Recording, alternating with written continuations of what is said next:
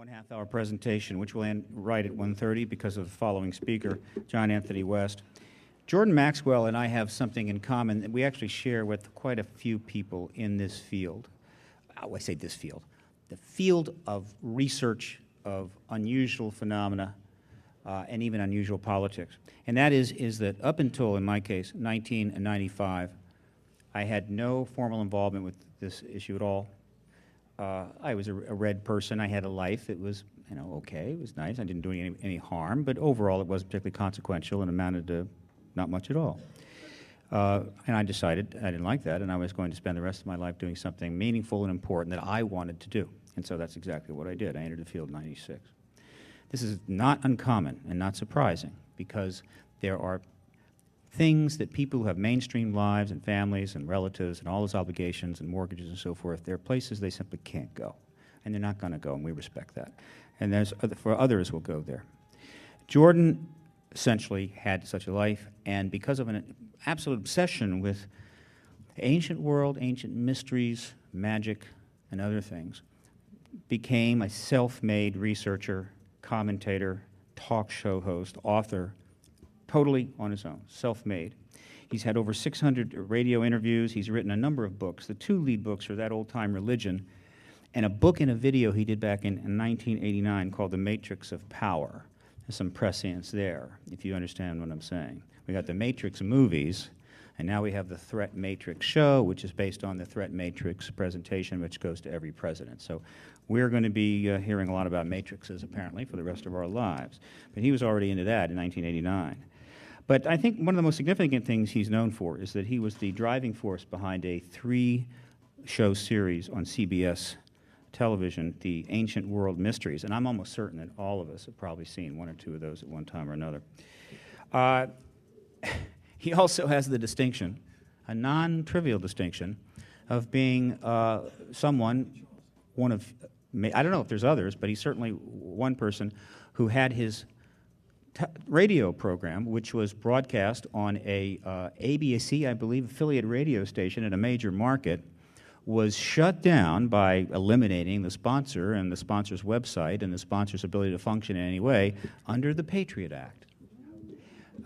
John Ashcroft went on the air the other day, and he made the comment, actually he's made a couple comments different times. Basically he said, look, we're doing this by the books, so we're not messing up, and no one has complained. We have not a single complaint about an abuse of power under the Patriot Act outside of the terrorism issue.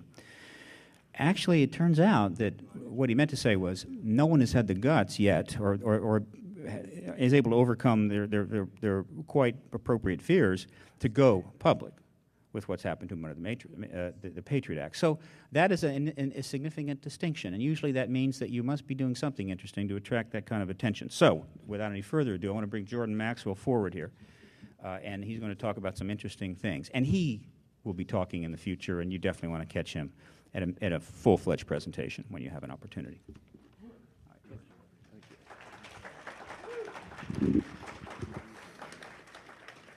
Thank you very much.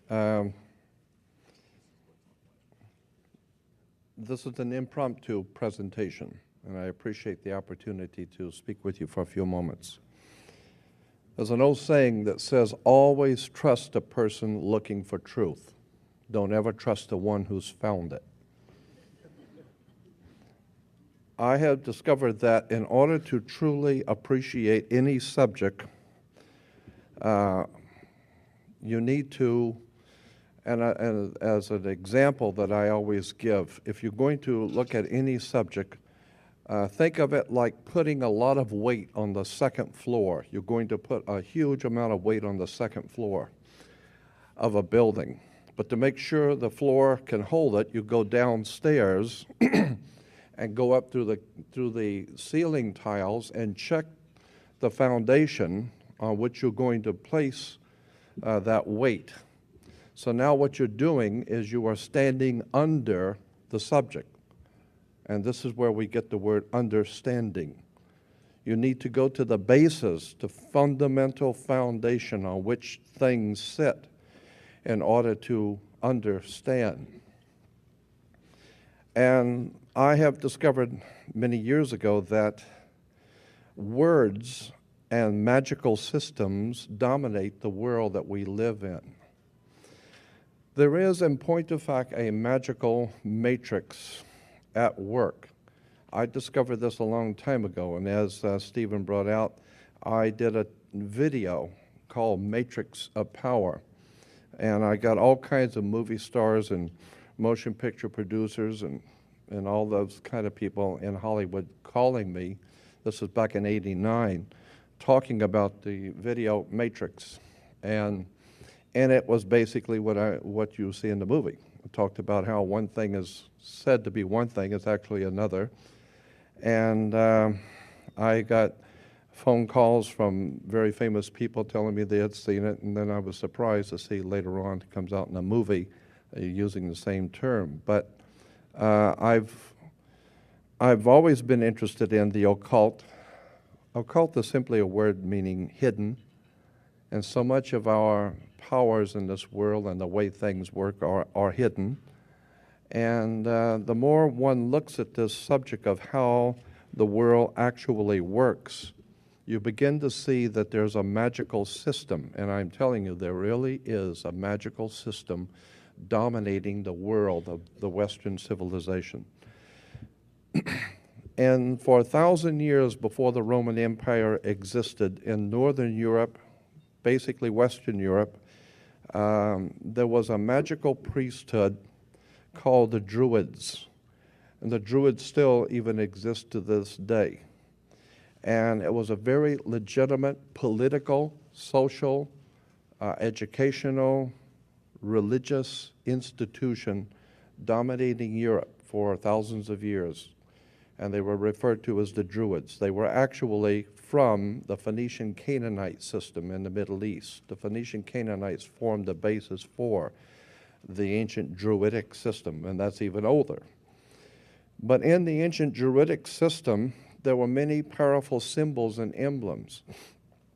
One of the most interesting symbols in Druidism was a magic wand, like Merlin the magician with his magic wand. Magic wands were always made out of the wood of a holly tree. It was made out of hollywood. And we're still seeing the magic of the wood of the holly tree. Hollywood, motion pictures, television.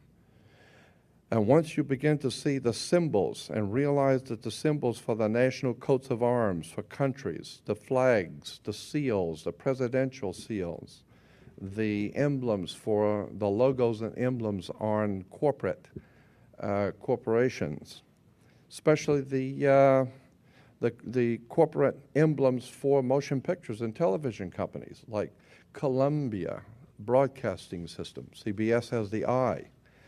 The Columbian system goes back to the Columbian faction of the Illuminati back in the early 1700s, not the late 1700s. And you begin to see why space shuttle is called Columbia. You have Columbia University, Columbia Pictures, Columbia Broadcasting. Columbia is a very interesting word, and it's connected to the Jesuits. Incidentally, the Jesuits are very pronouncedly involved in the destiny of this country. The Jesuit order is very much involved in the founding of this country and the direction of its politics. Georgetown University, from which many of the presidents and big shots in government get their education, is a Jesuit university. And once you begin to see how words and terms and symbols are used, and of course symbols are extraordinarily important in world affairs. If you don't think so, you know, if you don't understand the concept of how important symbols are, put a swastika on your arm and go to your local synagogue and watch the reaction you get. Symbols mean things to people. And the powers that be in this world have set up a world of symbols and emblems and terms and catchphrases.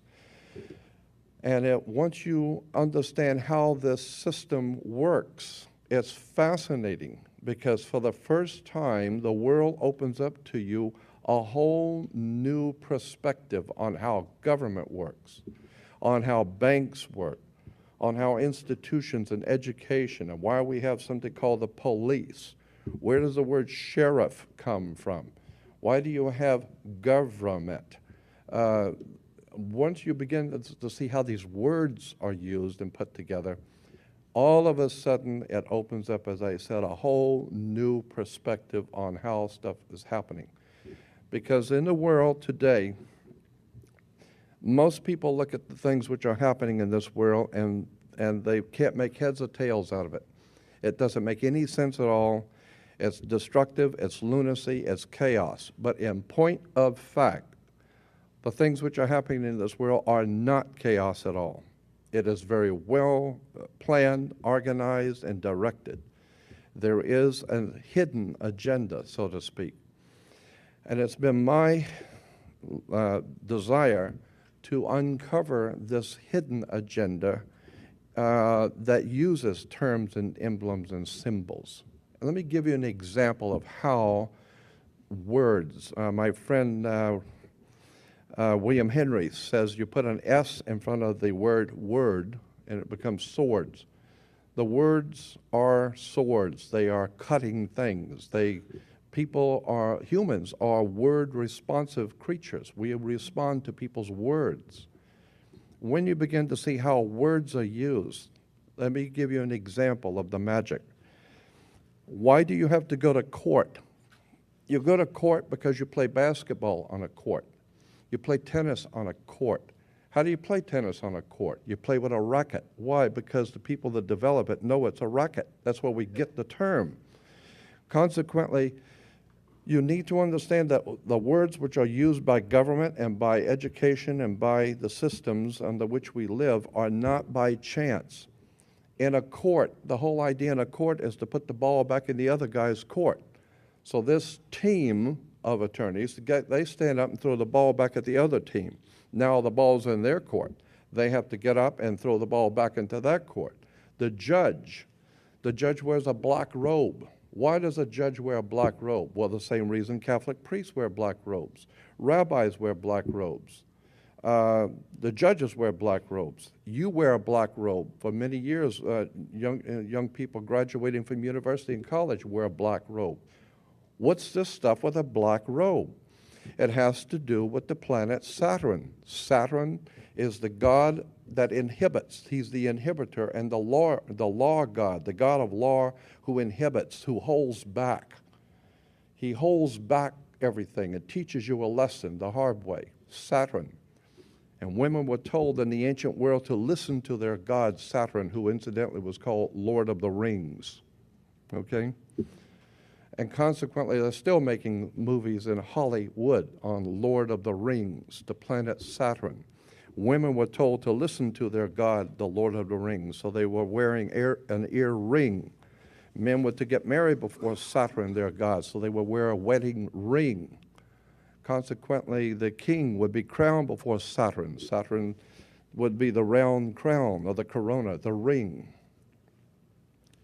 And so once you understand that courts, why when you go into a court is there a fence with a gate and people sit on the outside and then when your name is called you go through the gate? What is this gate all about?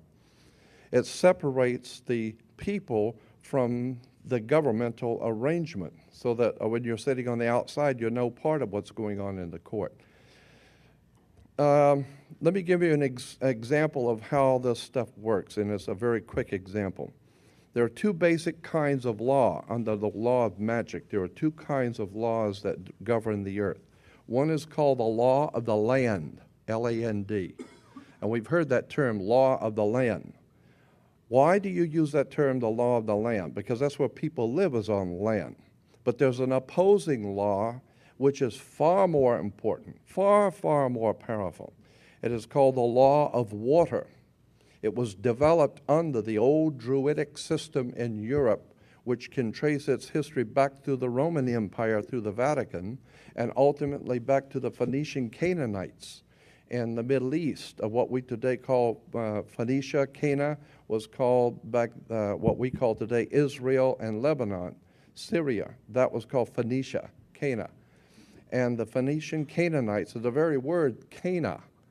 which we've all heard in relation to the Bible. Cana is a Phoenician word meaning bankers, merchant bankers. Well, the Phoenician Canaanites set up a system of merchant banking and had their Phoenician Canaanite symbols and words connected to their societies, their banking societies. We're talking about in the Middle East. And then through the Greece and ultimately through Rome and then into Britannia and ultimately into this country comes an ancient Druidic Phoenician Canaanite magical system of finance, government, education, and all of it is right in front of you. But if you don't understand what the words are and what the words mean, you're never going to figure out how this stuff works. And I will guarantee you, no matter how educated you might think you are in the realm of business and government and education, I will guarantee you, you have no idea in the world how banks really work. And I will guarantee you, you have no idea in the world how government actually, in fact, works. We all have a cursory understanding of what we think is going on. That's not it. You need to understand that when, even on your check, when you're writing a check, the place where you put your name on a check, look at that line, what you're signing on, and get a magnifying glass, and you will find that's not a solid line to sign your name on. That is written. It's a typed written sentence that's been honed down to microscopic size. Get a magnifying glass and read on a check what is said where you sign your name. That's why the attorneys tell you, you better check the small print. The small print is ultra small. Where you sign your name on a check is saying something. Go back and read it.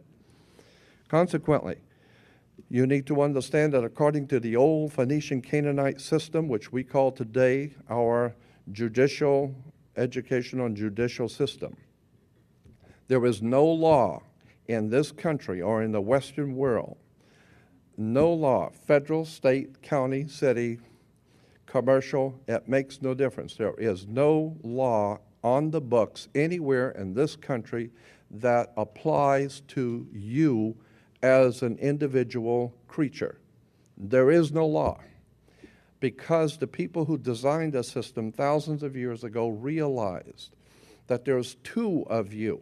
There's the one that your mother gave birth to, that God created, so to speak, and even your mother didn't know what you were doing. Even your father and your mother have no idea what you're thinking or what you will do. You don't even know.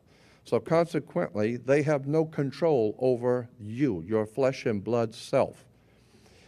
But somebody has to control this show, and so consequently, the ancient Phoenician Canaanites developed a system by which they would assign to every person a second you. And this is the way it works in America. There is two of you. Just as there are two states in this country, of every state is two states. You have the state of Nevada and Nevada State. You have Cal State, California State, and State of California. Not the same thing at all. California State, according to the law, is one thing. State of California is totally different. Has nothing to do with each other at all. It's the difference between being a lawyer and an attorney. Has nothing to do with them at all. It's totally separate words, means totally separate things. Consequently, when you understand how words and terms are used and symbols are used, then we go back to the idea of the court. And as I said, there is no law in this country on any books that applies to you. None. All law in the Western civilization applies only to cooperations, co-ops. All law applies only to corporations, period, across the board, end of sentence. Consequently, there is no law that applies to you personally, so consequently, the system has made each one of you a corporation. And how now do you distinguish which one, when someone's addressing you, that they're addressing you as the one that your mother gave birth to, or the corporate you? Very simple. According to British law, when you sign your name, upper and lower case, that is applying to your body. Your flesh and blood self is spelled, according to British and American law, upper and lower case, capital letter, lower case. That's you, your personal self.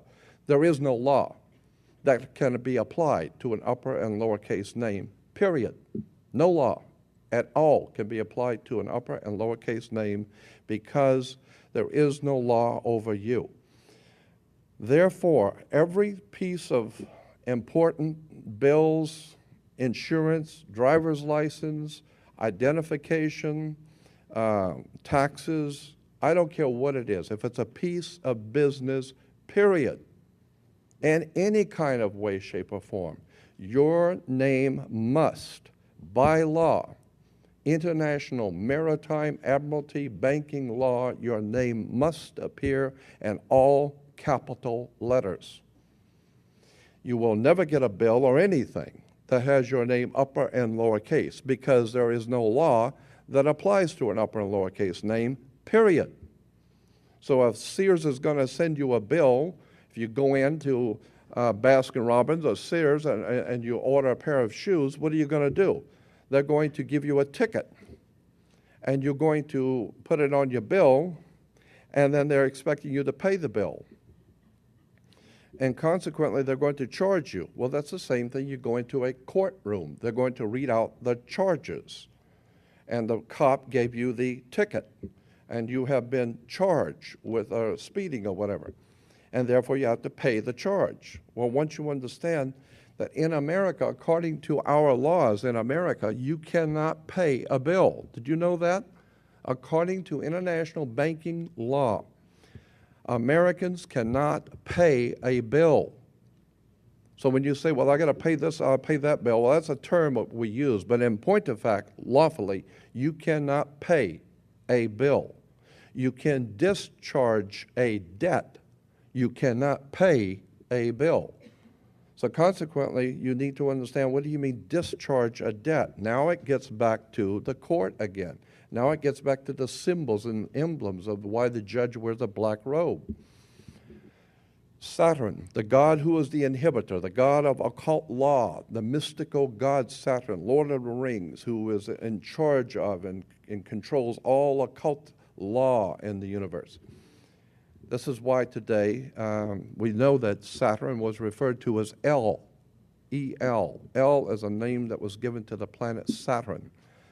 And therefore, if you are worshiping Saturn, you represent the law, you are referred to in church today as an elder.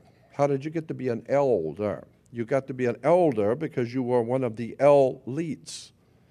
How did you get to be an elite? You got elected. Because through elections, all of our system is based on occult, mystical words and terms going back to the planet Saturn, going back to the Phoenician Canaanite system of banking. Incidentally, where do you find a bank? We go to banks all the time. Where do you find a bank? Banks are on both sides of a river. They're called river banks. What does a river bank do? It directs the flow of the currency. Your money is referred to as the currency. This is why when you go to court, you have the current, electricity, because it's the juice. And if you don't have the juice, you don't have it. So if you don't have the juice, you can't capitalize. And the capital is a Latin word, meaning money. Consequently, Caesar ruled from what was referred to in history books, Caesar ruled from up on the hill. It was called Capitol Hill, Capitoline Hill, with the Senate. You need to understand that Washington, D.C. is a Jesuit Catholic establishment under international maritime admiralty law. And once you begin to see how the system of the ancient Catholic system, the Jesuits, the ancient Roman Empire, the Phoenician Canaanite banking system, is all part of a world dominating system. And once you figure out how the key to understanding all of this, all of a sudden the whole world opens up to you and you say, oh, now I see why there were Twin Towers in New York. New York, the Empire State. You need to do some homework on the term Twin Towers and find out that it goes back to Jacob and Boaz of the Phoenician Canaanites. All throughout Europe, churches all had twin towers. You better go back and find out what is connected to New York and how New York comes from the York Rite in England. There's a very sinister, frightening, interesting symbolism that has been imposed upon this country, and the people have no idea in the world what's going on. So I'm just saying, if you want to open up a whole can of worms for yourself, and for the first time begin to see how magical use of words and terms and symbols are used, you need to start looking at the world of the occult in politics and religion. Like my mother used to say, there's never been a political movement in the world that wasn't a little religious, and there's never been a religion that wasn't political. Religion, politics, and commerce are the three legs of the stool on which world order sits. And all of this stuff today, Washington, D.C., government, banking, all goes back to the Phoenician, Canaanite system and ancient Phoenicia, ancient Babylonian Sumeria. And this is why the work of Zecharia Sitchin is so important. This is where the kings of England get their concept of the divine right of kings. What are you talking about, divine right? All of this is part of a subject which I call ancient mysticism that dominates the Western civilization. I'm telling you, this is very serious, and it's absolutely incredible how much people don't know about this system. And I want to thank you for letting me introduce this concept to you.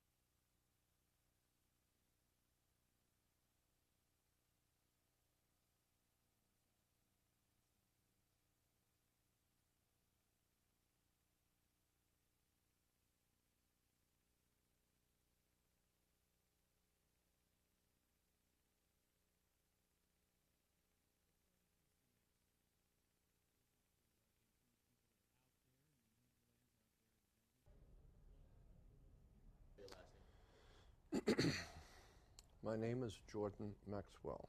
Last name Maxwell. Jordan is Jordan. I'm a speaker here at the conference in San Mateo. I normally speak on subjects at UFO conferences on UFO-related subjects. All of my life I've been a believer. Like most young men, I was always fascinated with the subject, and intuitively I felt there was something more to this universe than just what I was seeing. And so I've always been a believer in the existence of UFOs.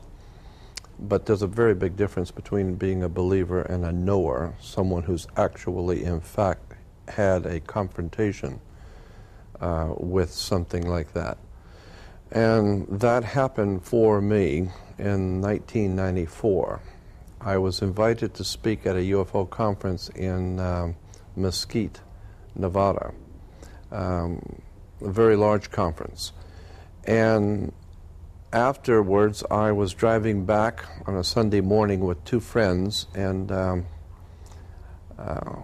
we decided just before we got into Las Vegas to drive up to Rachel, Nevada, which is just north of Las Vegas, about 130 miles. And it's the site of the famous Area 51. And we had never been there. The three of us had never been there, heard about it. And Joe and Pat Travis, the owner of the Little Ailey Inn, the big restaurant motel, they knew me from my radio shows and videos, etc., but they had always invited me to come up, but I never did. And so we decided on a lark just to turn around, and rather than coming back to LA, we just decided to go up to Little Alien. So we drove up there and had a delightful time meeting with everyone. And then that night, when they were closing the restaurant, I asked Joe and Pat, the owners, where do we go to see UFOs? Where do all the tourists go? And Joe said, well, you actually don't have to go anywhere. Just sit out on the parking lot, and if they want to find you, they will. And so Pat said, well, if you want to go where everyone else goes, you go right back on the highway and turn right and go south all the way back to Las Vegas and go 20 miles. At the 20-mile mark, pull off and you will see a big mailbox. And that's the famous black mailbox that everyone knows out there. That's where the best viewing site for possible UFO sightings seems to be.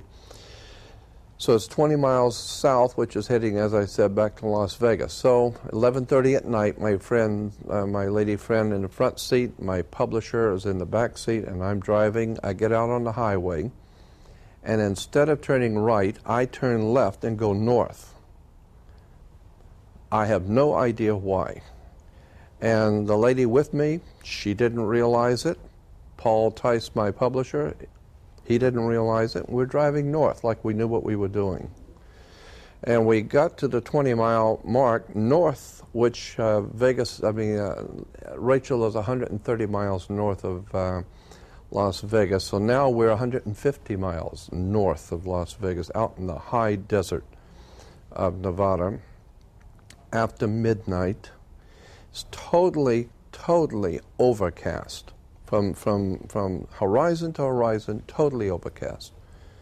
And then we discovered we've gone the wrong way. So it was decided that we'll turn around, we'll go back, stay overnight, and come and go to the right place tomorrow night.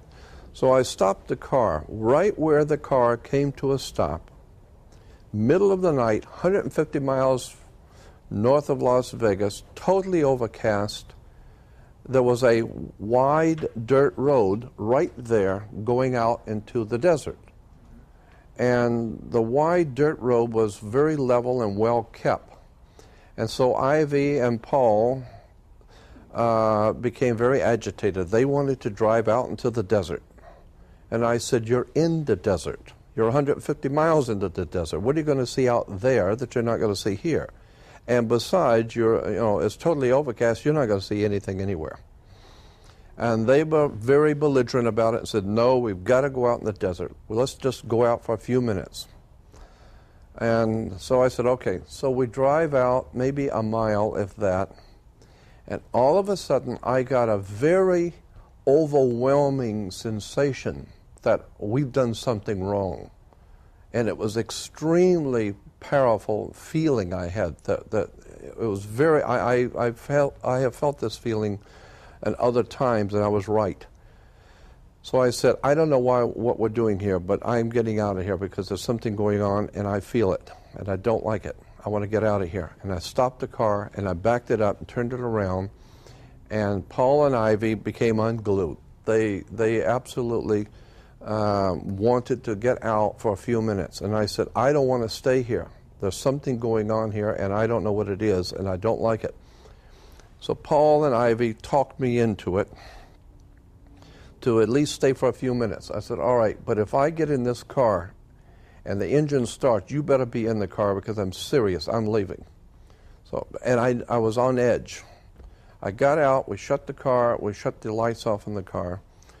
I don't know if you've ever been on a desert where there was absolutely no light. It's total black. You have to hold on to the car to know where it is. You can't see anything. You can only hear each other. And we were only out of the car more than maybe a minute at the most. And all of a sudden, just north of us, the cloud began to open up in like a little bit of an oval, began to kind of open up and then stopped. And of course, in total darkness, any opening in the cloud you see immediately. And so we watched it as it kind of broke away and opened up a little bit, and then it stopped. And Ivy says, look at that, the clouds just opened. And when she said that, through that opening came two white, disc-shaped, bluish white, more white than blue, bluish white, glowing, disc-shaped things, which immediately appeared to be, to my way of thinking, a hologram, because there was no detectable metal superstructure, and absolutely no sound, period. Just two white disc-shaped things, and they weren't flying, zipping through with the lights zipping through. I'm talking about the size that the moon would appear in the nighttime sky. Two white glowing objects came in very slow. They were not flying as such. They appeared to be just electronically or magnetically floating. And as they floated overhead, 5 more came in behind them. And at that point, I totally went ballistic. I was absolutely, and I don't mind admitting it, totally frightened, because I have never seen this kind of awesome beauty that radiated fear. If you've never been there, you can't appreciate what I'm talking about. But if you are like a child, a small child taken to a zoo and brought up to the cage of a gorilla, the overwhelming fear that grips a child, that's the kind of fear I felt. Because I'm smart enough to know that this kind of technology is one of two things. It's either of another world, which if it is from somewhere else, it's frightening. Who are they and what are they doing here? Or second, if it is of our work, if it's from the earth, then that tells me we are far more technologically advanced than I ever suspected. And that's frightening. Either way, I was in total fear. I'm thinking, my God, what is this? 7 white, glowing, disc-shaped things, as I said, making no sound, no metal superstructure. They began to move over our heads and began to change places as if they were doing some sort of a little routine to show us what they could do. And they would drop down and move right over our heads. And Ivy and Paul were ecstatic. They were like children at Disneyland. They were jumping around and saying, God, look how beautiful they are all the time. I was not impressed. I was legitimately frightened. They didn't seem to be sensitive to what I was feeling. I'm thinking, this is scary stuff. I don't know what this is, and I don't know who it is, but whatever this is and whatever it represents is a technology and a knowledge that is far superior to anything I have ever in my life come across. And that bothers me. I don't know who these people are, and I don't know what they're doing, but if they have this kind of technology and they radiate, and that's something you need to remember, they radiated a fear off of them. You could feel it. You're in the presence of something awesome, fearful. And I finally decided after about 1.5 to 2 minutes of watching this that I've had enough.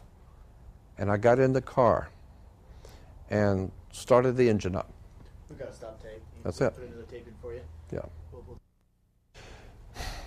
Yes, and at this point I should say I was born and raised about 2 miles from Gulf Breeze, Florida. And I grew up from about the age of 7 or 8 having otherworld experiences. All of my life I have been involved in otherworld experiences for whatever reason. And I have experienced many things as a teenager and as a child and even in adult years that were just startling things. Nothing compared to this, nothing. I was, as I said, even as an adult, I was legitimately frightened because I knew that we were in the presence of something awesome, So I got in the car after about a minute and a half, 2 minutes of standing there shaking while this display is going on. And Paul and Ivy were just jumping up and delighted. And, you know, they wouldn't have minded if the things came down and landed. Me, I've been gone. And so I finally decided, I told him, I said, I'm leaving, get in the car. And I also have to say at this point, this is one of the things, we all have things in our lives that we will live to regret. And I do regret doing this. But I got so scared I decided to leave quickly. I regret doing that. I wish I would have had the intestinal fortitude to stay there to see what was going to happen, because this was a monumental display.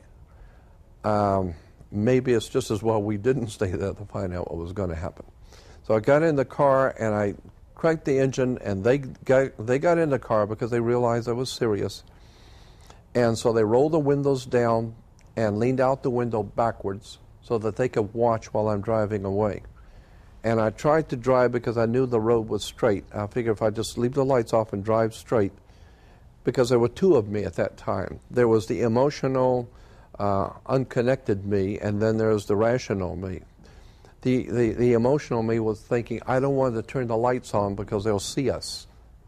But the other part of me was saying, you know, with this kind of technology, they saw you coming, you know.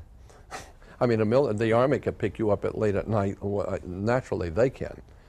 Then I decided, look, if we're going to get out of here, just flip on the lights and let's get out. And I flipped the lights on, put my foot right to the floor, and I tore out to the highway. When I did, Paul sitting in the back seat, Ivy in the front seat, leaning out the window backwards, they went totally ballistic to each other. They started screaming uncontrollably to each other, yelling, screaming at the top of their voice at each other.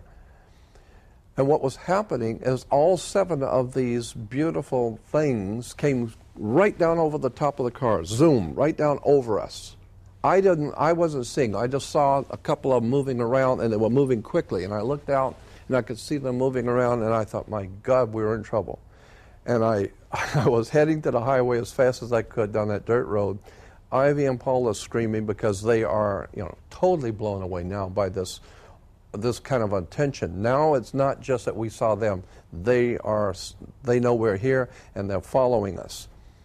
I hit the highway. Just before the highway, I started slowing down because I was doing maybe 80 or 90 miles an hour on a dirt road.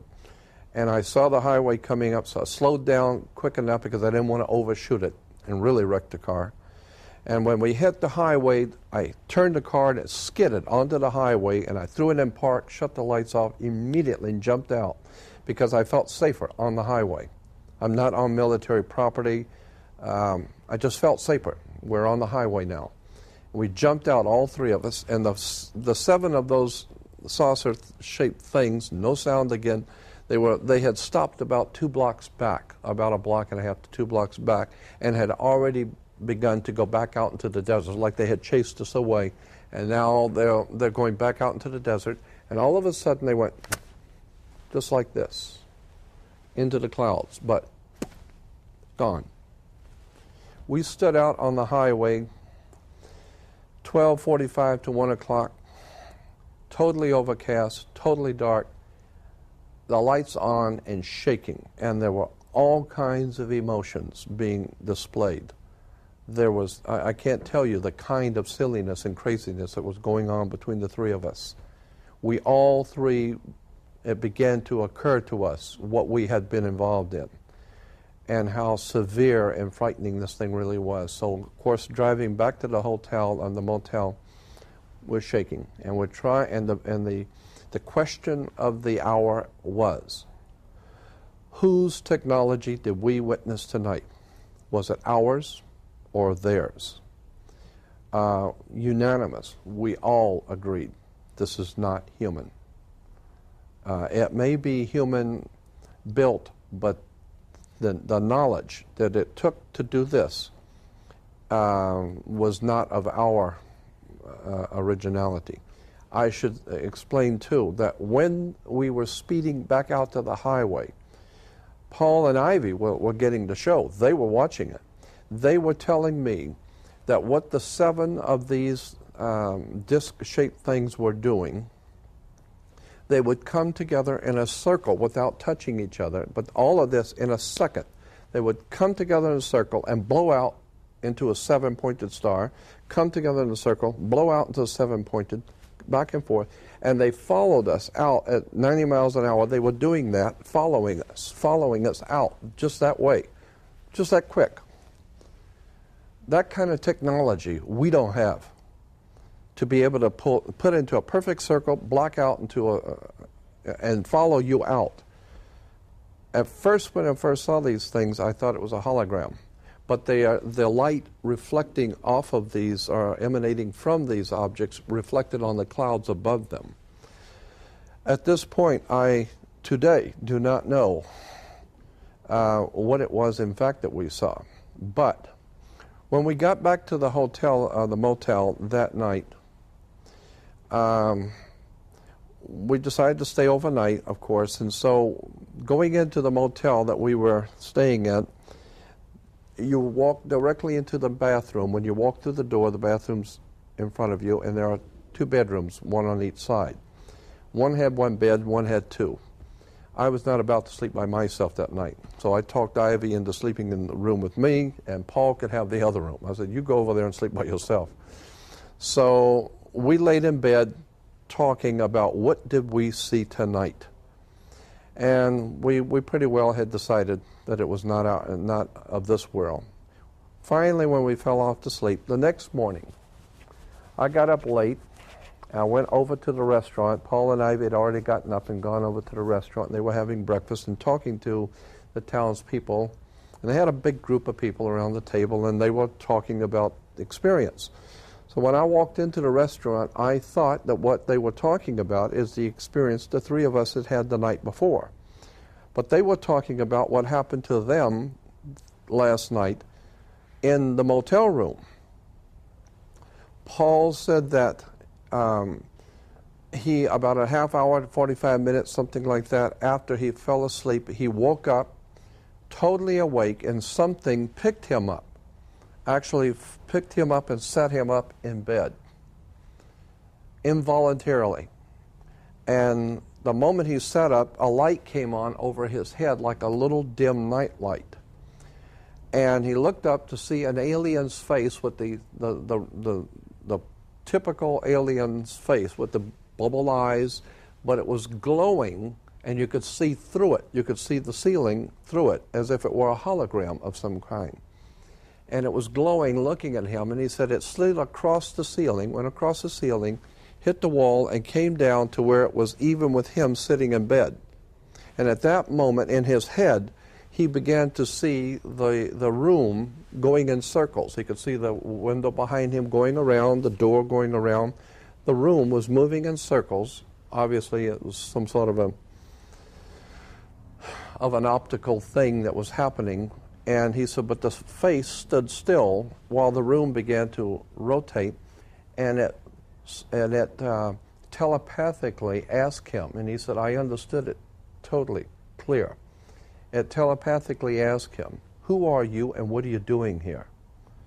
And he said, and I was totally frightened to death because I kept trying to communicate with it in thought-wise because I knew that's the way it communicates. And he said, I kept trying to think, how do you communicate with something that doesn't, communicate like we do? And he said, and then all of a sudden, in his mind, he began to see his whole life going backwards quickly. I've heard that this happens when you are dying, as you see your entire life go by you. He said, I saw everything in my whole life go by me quickly. Obviously, this entity was able to go through your memory track of some kind of a memory track that our brain has. And therefore it was finding out who he was. And then it said to him telepathically, you're all right, you're okay. And then it went through the wall, everything stopped, it went through the wall and disappeared. But Ivy, in my room, was laying so that she could see the door, and she said she saw the glowing on the wall, but she couldn't tell what the light was because it wasn't very bright. And she said, but when she opened her eyes to see the glowing of the light in Paul's room, which was the face on the wall, a little red, tiny little red dot of light came through Paul's room and came in and hovered over her. A little red, tiny light, which incidentally is in Steven Spielberg's Close Encounters. Every time you saw the saucers go by, you saw this little light going around. Ivy said she saw this little light come in and hover right above her, and at that moment she was totally paralyzed. Couldn't move, couldn't cry out, couldn't do anything. All she could do is breathe and just. And she said she laid there totally paralyzed, looking at this light, and when the glowing went through the wall, that little red light went out and followed it, was gone. Now, I slept through all of this. I didn't see any of it. I'm just telling you what they said. But I know them, and they're not given to making up stories, either one of them. And so I said to them at the time in the restaurant, I said, well, they didn't wake me. And Pat, the owner of the restaurant, she said, no, they know who you are. They just wanted to know who your companions were. And so that was the experience up there. When I got back to Los Angeles, about 3 months later, I was in San Diego working at a company down there as an editor for a magazine. And I decided, this was in late spring, I decided to rent a convertible and drive back up to Area 51 by myself, and no one knew this, and go back out to where we had this experience by myself, which I did. And I drove out there in the afternoon when the sun was still, it was dusk, but the sun was still up, because I wasn't about to go out there by myself at night. And I parked the car in the convertible. I parked the car. I sat on the back hood with my feet in the back seat, and I said to them, I said, look, I know you're here, okay? And I want you to know that I don't mind doing whatever it is I'm supposed to do. If I've got a destiny in life or a mission or whatever it is, I don't mind doing it. But if it has something to do with you, then I'm going to ask you for two favors. Do not abduct me, because I don't want to go anywhere. And don't frighten me in my bedroom. I don't want to wake up and find something in my bedroom I can't handle, okay? So don't mess with me, and don't scare me to death, and I don't want to go anywhere. But if I'm supposed to do something, if there's a divine plan of some sort where I'm supposed to play, then open the doors, show me what I am to do, and leave me alone. And I thanked them, and I got back in the car and drove back, and that was it. About a month later, now we're at the beginning of summer, I get a phone call from Paul, my publisher, who lived in Escondido, right down by San Diego. And he's telling me about this young lady who is a past life regressionist. And he said, you got to go see this girl. She's sensational. So I called her, made an appointment. She's down on Coronado Island. Her name was Kirin, K-I-R-I-N. And I went down to see Karen, and she, being a very spiritually inclined, past life regressionist type of person, she has you lay on the table and take your rings off and your watch, and she's setting up the candles and lighting candles and doing some sort of a little ritual thing. And I'm just laying there watching her. I mean, Paul says she's great. We'll find out. And she's talking to someone. And I'm laying there watching her, and she's talking to someone. And I said, who are you talking to? And she said, oh, I'm talking to your friends who brought you here. And I said, oh, okay. Brought me to your house? She said, no. Your friends who brought you to the earth. You've come here from another place, and they have brought you here to do something. I said, I've often wondered about that. Where did I come from? I mean, really, what am I doing here? And she says, well, and I'm just telling you what she said. She said, they are Pleiadians, and they have brought you here to do something.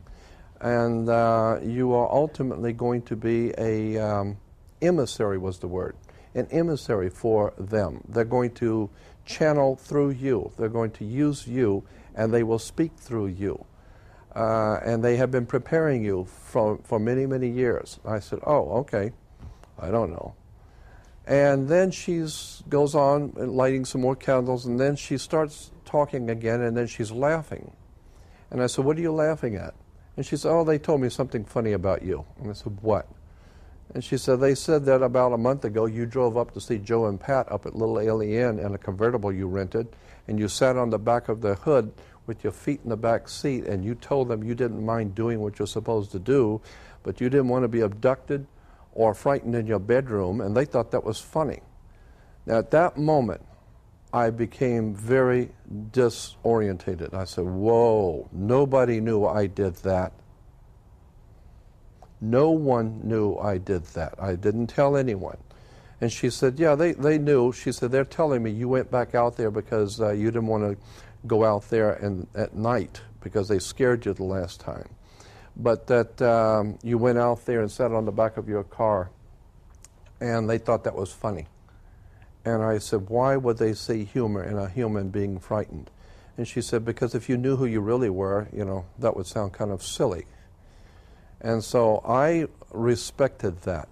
I am just telling you what she said. But to me, that was a very powerful emotional experience talking to her, because she told me things that no one could have known but myself. And she was very accurate. I'm just telling you this because I believe that there is, in point of fact, something going on in the world where, for a lack of a better term, extraterrestrial, alien, if you please, I don't like the word alien because I know what it means, extraterrestrial or other world intelligences, higher life forms, are somehow or another intermingling with us. I am totally convinced that that's been the case since day one. I have become obviously more convinced now. This is merely one experience of about 20 on that same level that I have had, which continues to drill home the point to me that there is some sort of a higher intelligence watching us. Who they are, I have my own suspicions. And speaking of that, in your research, have you found any evidence of this throughout history, in religion or in Yes. or archaeology? Yes. And it did not start, this kind of ideas did not start with von Däniken or my friend, some of the other authors like Zachariah Sitchin. There are many good and profoundly great authors writing on this kind of subject, but it didn't start with them. If you go back into the Bible, into the Pentateuch, the first 5 books of the Hebrew Bible, in Genesis is just filled with such stories of angels.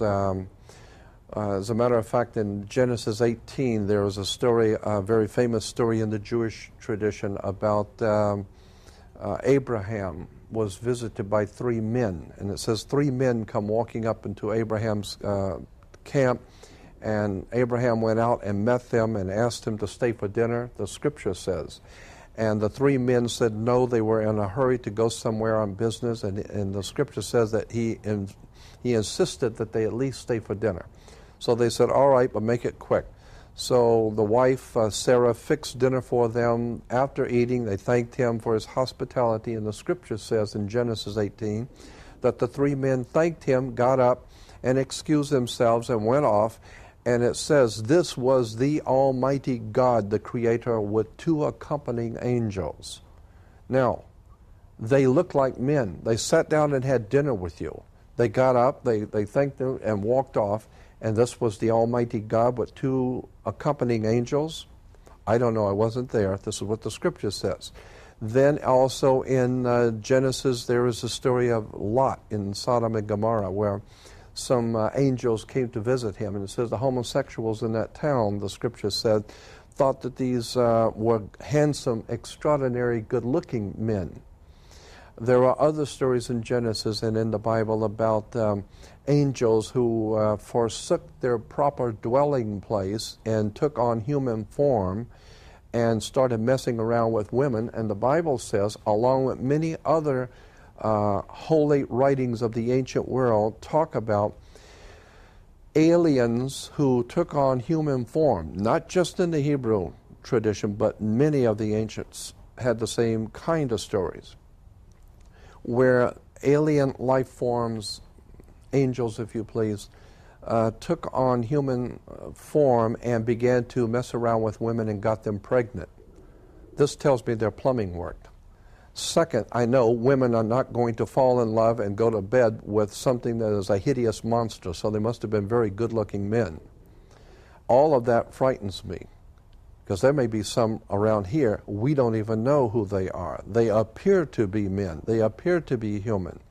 And of course, the Jewish tradition in Judaism teaches in the Bible that God made us in His image and likeness. The point being in the Hebrew, meaning in your bodily form, the way you are designed, is because the gods look like that. You look like them, they look like you. Why? Because they created you from them. I tend to think that there is a modicum of truth in that. Maybe it's a beautiful story. It tells you something, but I think there might be something more to this story. That being the case, this is why I'm concerned about world government, world religion, and where we are going as a human race. Who is in point of fact in charge on this earth? Because I am very good at, because I've been doing it for a long time, pattern recognition. I have been able to trace for many years patterns in political, religio, philosophical movements, words, terms, symbols, emblems, national coats of arms, halotry, words, as I said, which can be traced backwards and go all the way back into history. I mean, as far back as the Hittites, they were using double-headed eagles. The eagle itself was used as a symbol for the sun orders in the ancient Sumerian, Phoenician, Canaanite system. The sun orders were symbolized by the eagle. Secret societies of priesthoods used the eagle. The Greeks used it. The Babylonians used it. The Romans were very big on the Roman eagle. And this is where we get it from. America, the great American bald eagle, no, it's not American. This goes all the way back to fascist Nazism that was born in the Roman Empire, which can be traced back, that eagle representing the sun, the rising sun of a new world order, goes all the way back into the most ancient of times. I believe that what we are viewing today in America and in the world is a continual pattern recognition that something very big is going on, and we are merely the people who are experiencing it now. I would suggest that we are in serious trouble because we have not read the symbols. What type of serious trouble?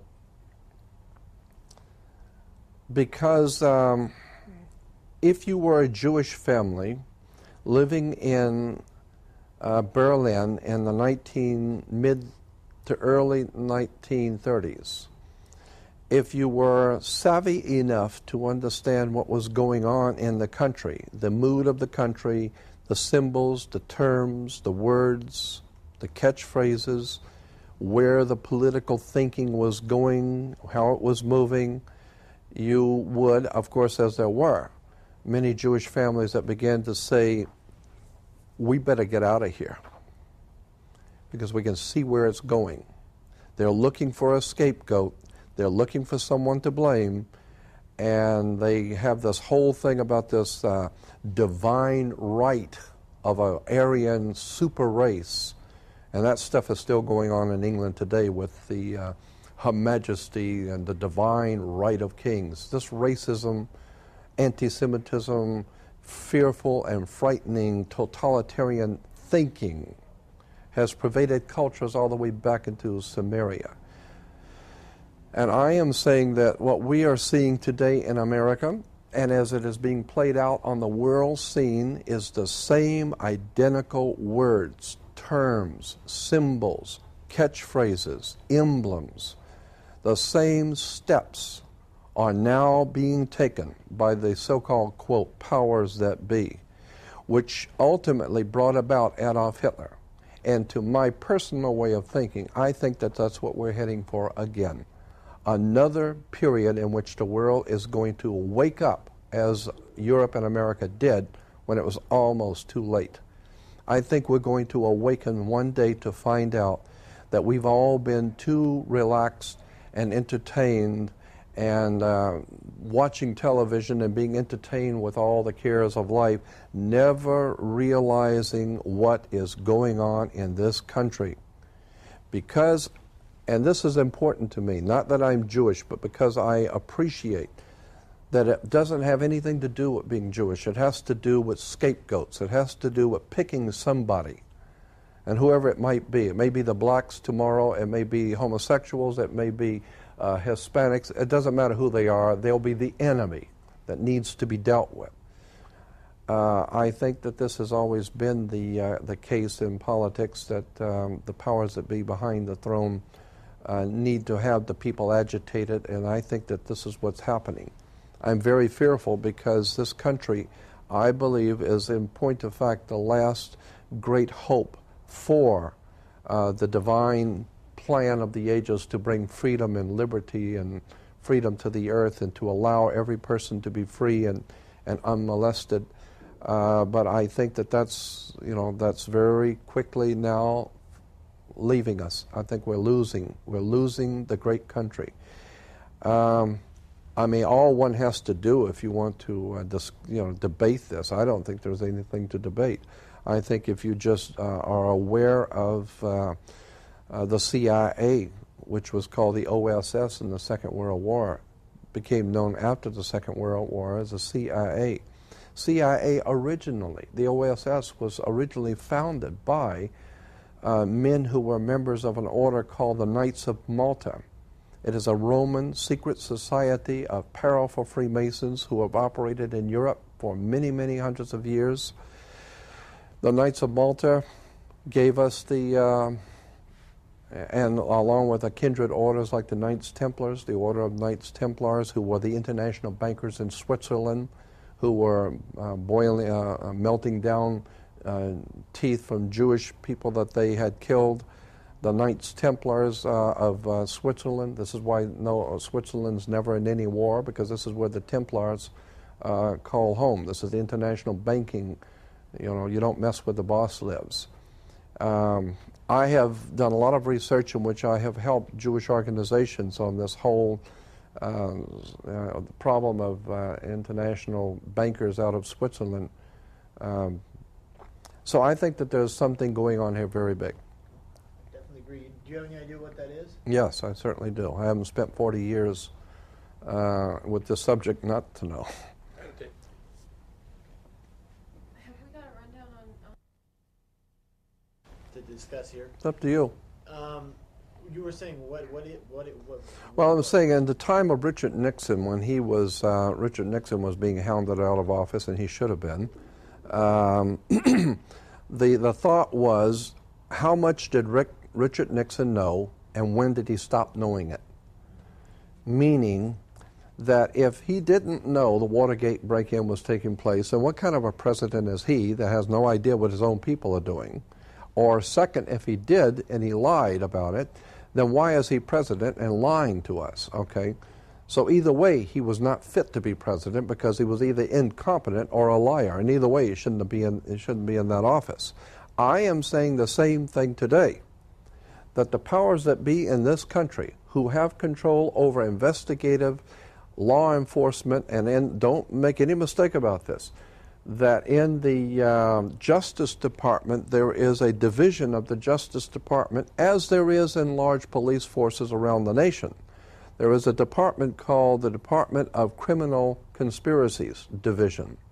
The Criminal Conspiracies Division of the Justice Department is there because there is, in point of fact, sometimes existing in this country criminal conspiracies. That's why you have a Criminal Conspiracies Division. I am saying, would it be considered a criminal conspiracy for individual corporations and companies and large banking institutions in America to put together the money and the technology and the raw materials to build Adolf Hitler's Nazi Germany? Would that be considered a criminal conspiracy? Because in point of fact, Adolf Hitler's Nazi regime was built by American know-how, American money, General Motors, Ford Motor Company, General Electric, DuPont, You go down the line, all the major corporations in America were with Adolf Hitler in business. That's where he got the money. Because the German people were starving after the First World War. They were actually, in point of fact, starving in the streets. Their money was totally worthless. They had signed an armistice, and Germans don't usually give up in a fight. They had no alternative. They were totally broke, with no food, no ammunition, and they gave up in the First World War. Then comes this madman named Adolf Hitler, and he's talking about how we need to clean this situation up and get back on top again.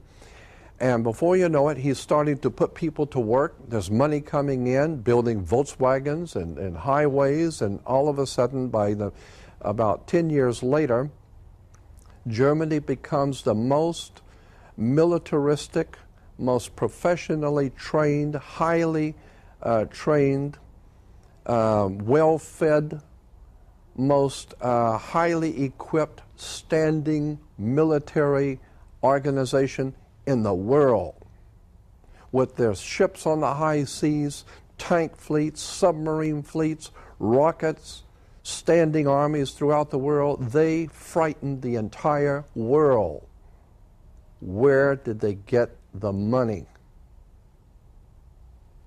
Somebody better trace the money, and they're going to trace it right back to New York City, Chase Manhattan Bank, Morgan Guaranty Trust, Citibank in Chicago. They're going to trace it back to all of the major financial institutions in America.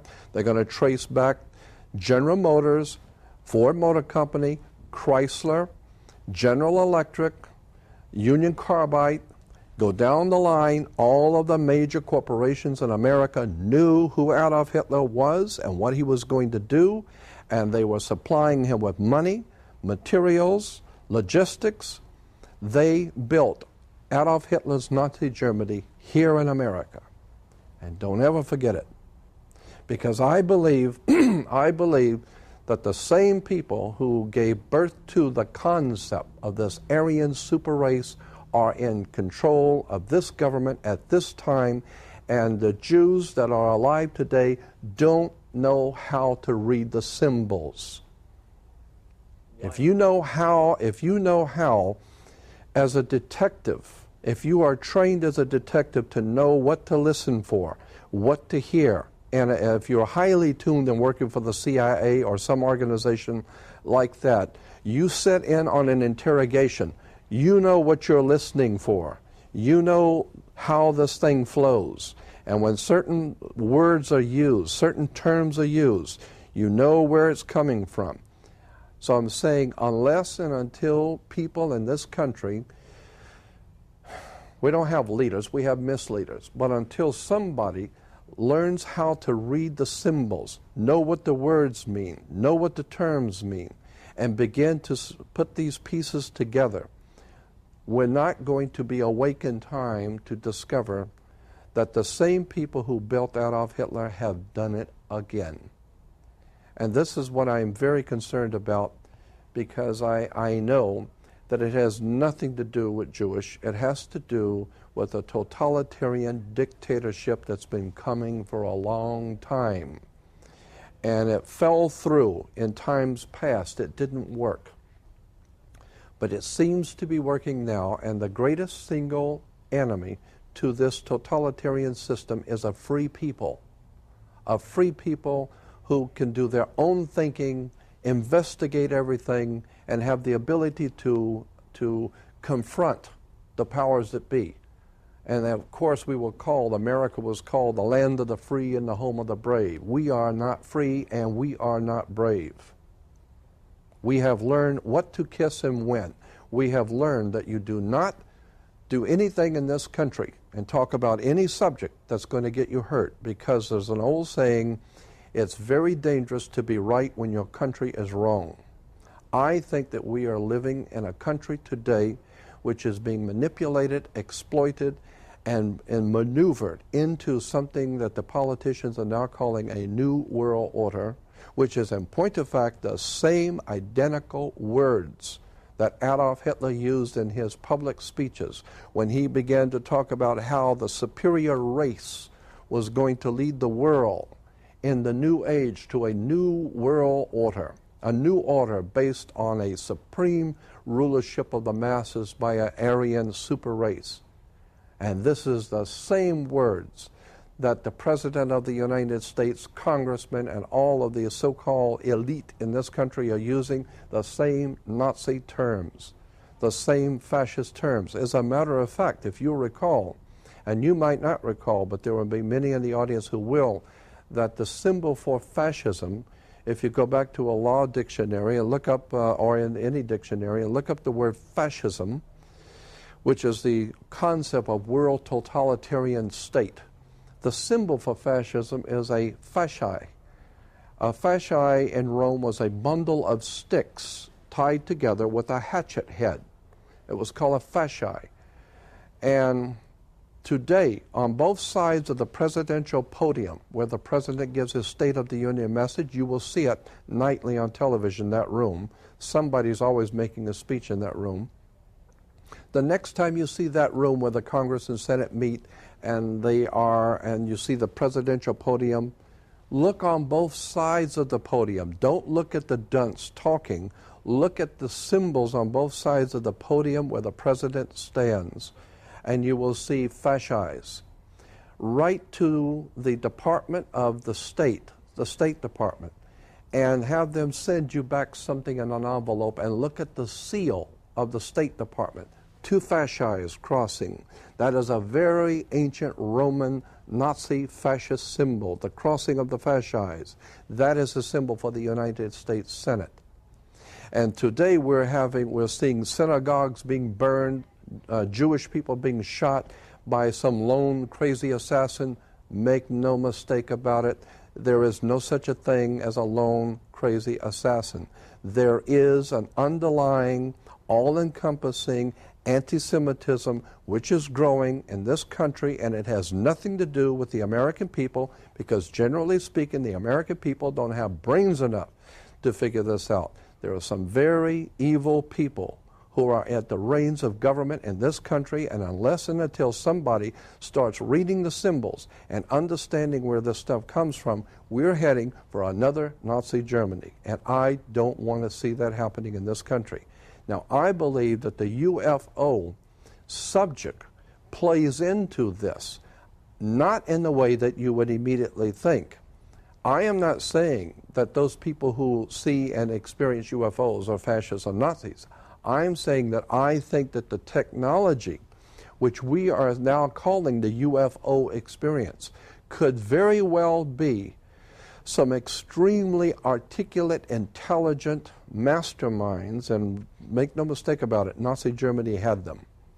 I mean, we went to the moon with good old American ingenuity, like Dr. Werner von Braun and all the other Nazis that were brought here under Operation Paperclip.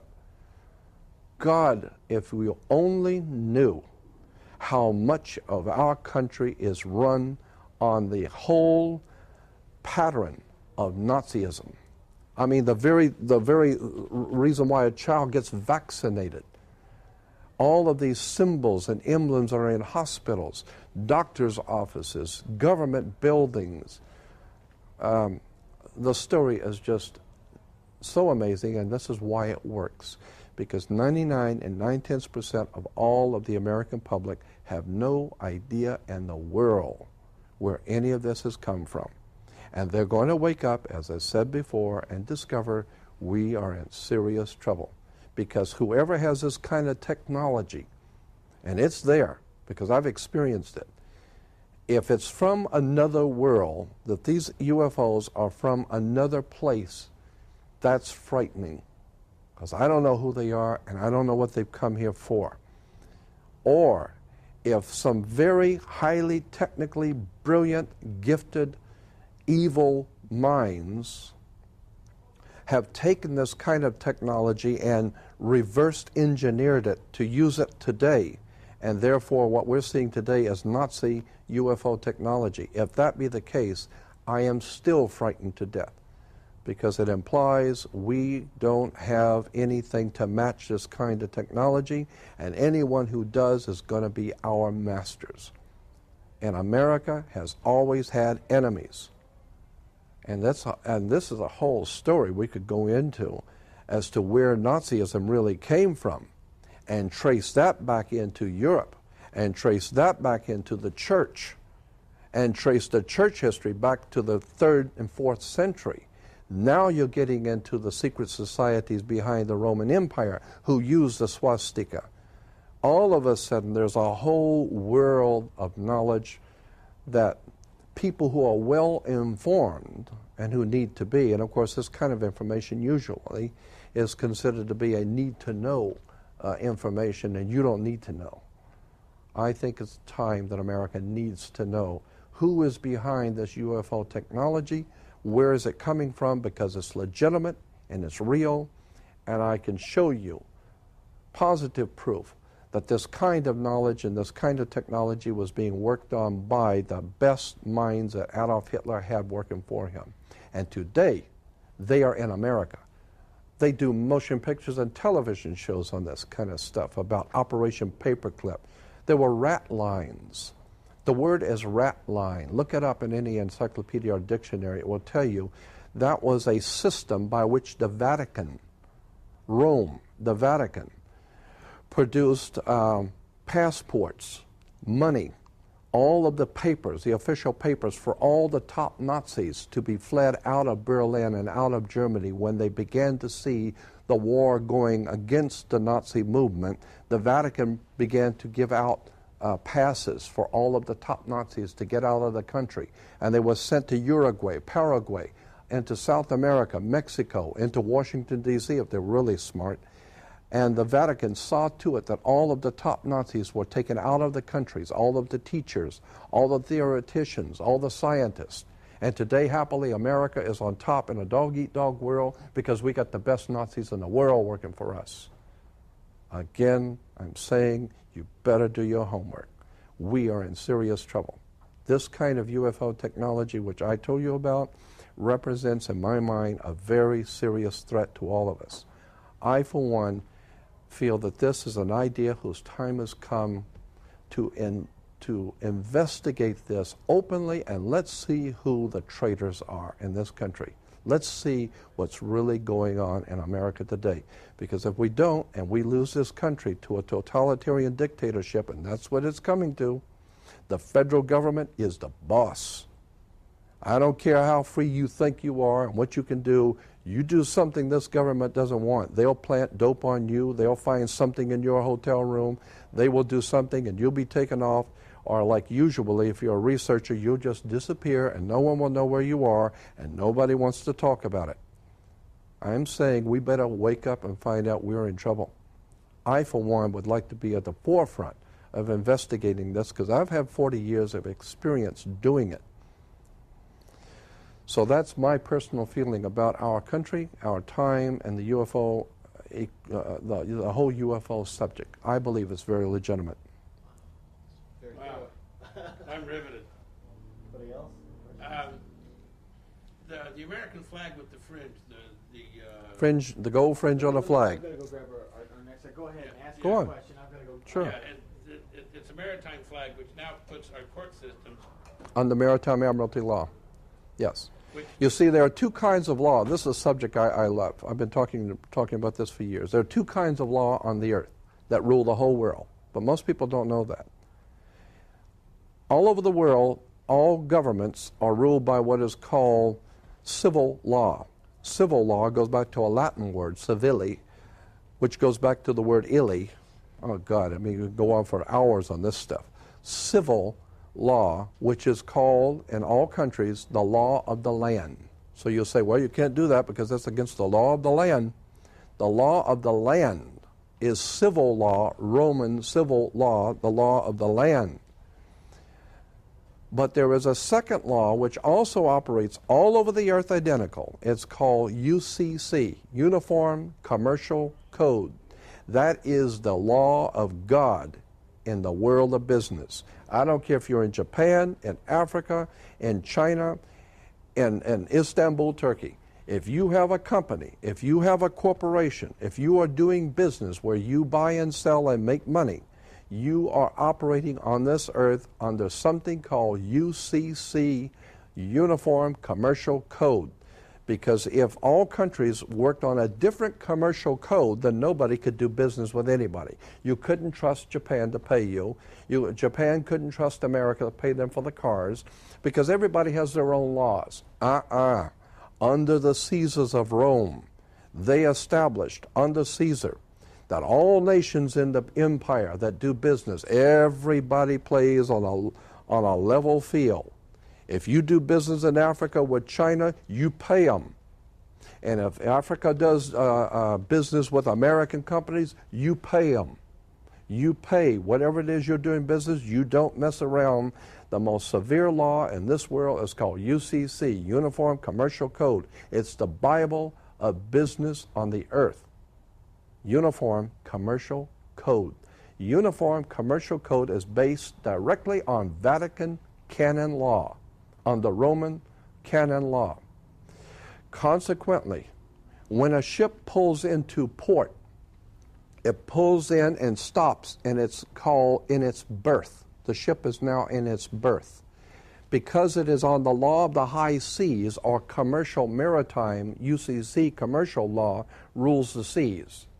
So when the ship pulls into its berth, the first thing the captain must do is to present a certificate of manifest to the port authorities, which means that the port authorities need to know how much is on this ship that you're bringing into our country and our economy. How many TVs, how many cars, whatever you're bringing, how much are you bringing into our economy.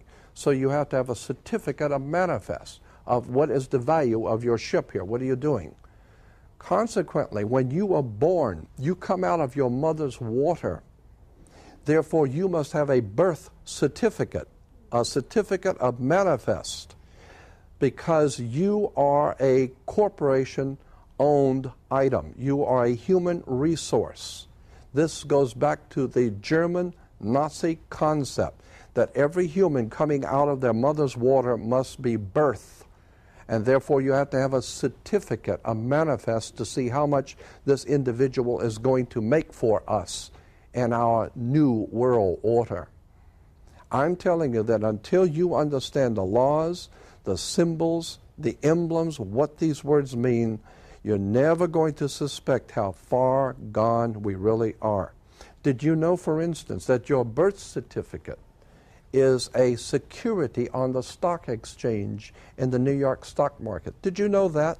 Because if you order your birth certificate, get a new one, order your birth certificate, it'll only cost you, sometimes it's free, it'll only cost you a few dollars. Order your birth certificate. On your birth certificate, all birth certificates in this country, on the bottom, it will tell you this is printed on security papers. Do not accept if not on full color security paper. Then on the right-hand corner, you will always have a series of numbers, red numbers, printed on the birth certificate. Those numbers are a security stock exchange number on the World Stock Exchange. You go to any good stock office and ask them, check these numbers in your computer and see how much this stock is worth, the certificate. And they will check it on the New York Stock Exchange and find your birth certificate is a stock on the stock exchange in America. Why? Because you are worth money to the international bank that bought you in 1930. We need to wake up. This is serious stuff. Wow. That's great. This is fascinating. You live in Los Angeles? Yeah.